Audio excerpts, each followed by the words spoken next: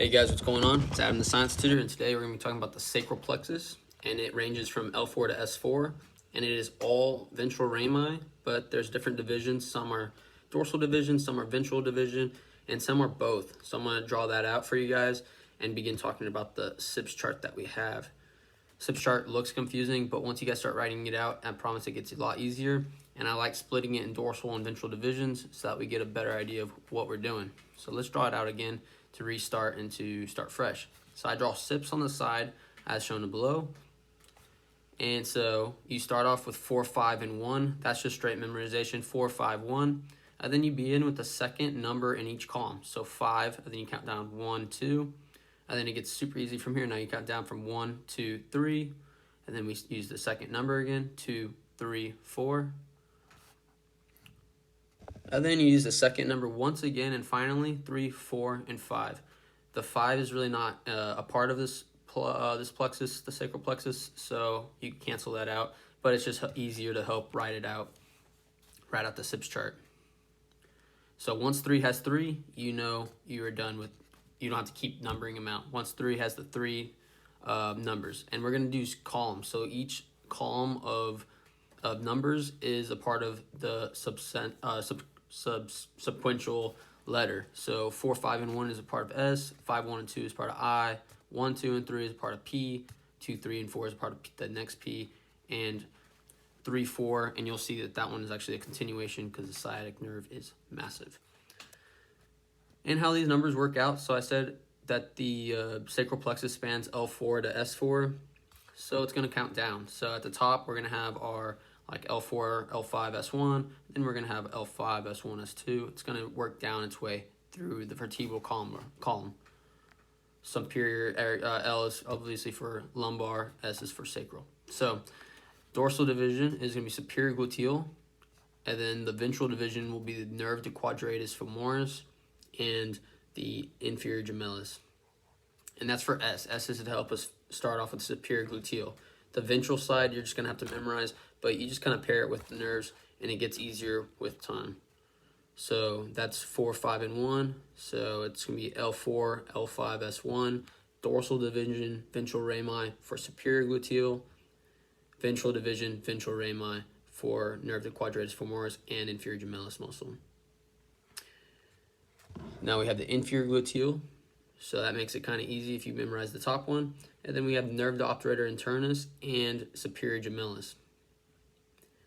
And the nerve obturator internus and superior gemellus is one nerve. Same with nerve de quadratus femoris and inferior gemellus. That's just the way the nerve's called. It's a little confusing.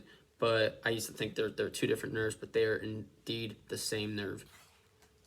So that's L5, S1, S2. As you can see in our column to the left, associated with the eye is L5, S1, S2. Our next one is going to be our first yellow one, which will have both divisions, dorsal and ventral divisions. And so therefore it will be yellow.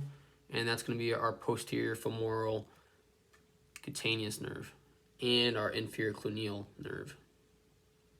So these are two different nerves, but both have both divisions. So posterior femoral cutaneous and inferior cluneal nerves. And that's going to be S1, S2, S3. Getting contributions from both divisions, dorsal and ventral. So S1, S2, S3.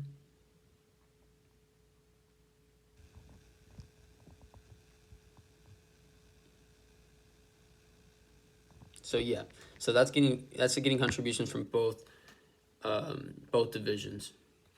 This next one, S2, S3, S4, is only ventral division. Ventral rami is the pudendal nerve, and it's S2, S3, S4.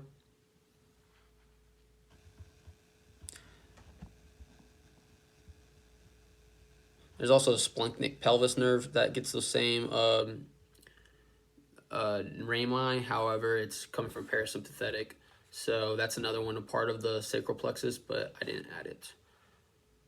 So the sciatic nerve, which is going to be our last nerve for the SIPPS, that final S, that's going to span across. It's going to be 4, 5. I made a little mistake here. It's going to go L4, L5, S1, S2, S3, and S4. I'll make another mistake here, but it adds the 4 as well. I think I'm going to correct my mistake. So this is the sciatic nerve, and that makes sense because it's a huge nerve. It's one of the biggest nerves. And then the tibial nerve is the ventral division, ventral rami of those same rami. So it's L4 to S4. Maybe here I'll go back and correct it. Yeah, I'm going to go correct it. All right, so cool. So it's L4 to S4. It spans all those rami. It's a massive, massive nerve. And that makes sense because it's the sciatic nerve. And it has many branches, but I'm going to talk about those in another video. One to keep in mind, also an important one that's not a part of the SIPPS chart, is the perforating cutaneous nerve. Perforating cutaneous nerve is dorsal divisions, ventral rami, S2, S3. It doesn't really fit onto the chart too well. But yeah, if you guys have any questions, leave them below. This is a good chart to get most of the nerves of the sacral plexus. There are a few that are not included, but those are the main ones. The perforating cutaneous nerve is the only one I could think of that's like really key to learn as well. But cool, thanks for watching.